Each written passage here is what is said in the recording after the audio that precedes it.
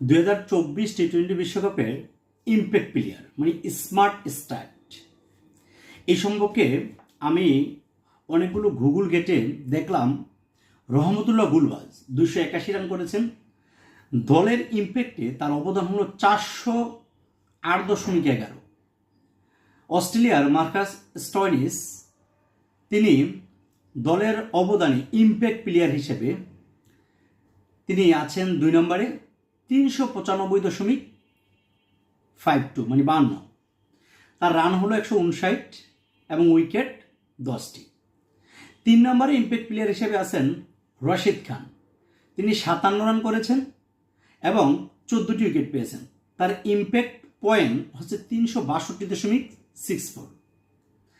আরও একটা চতুর্থ অবস্থানে আছেন একমাত্র প্লেয়ার যিনি ফাইনাল রেস পর্যন্ত টিকে আছেন, রোহিত শর্মা।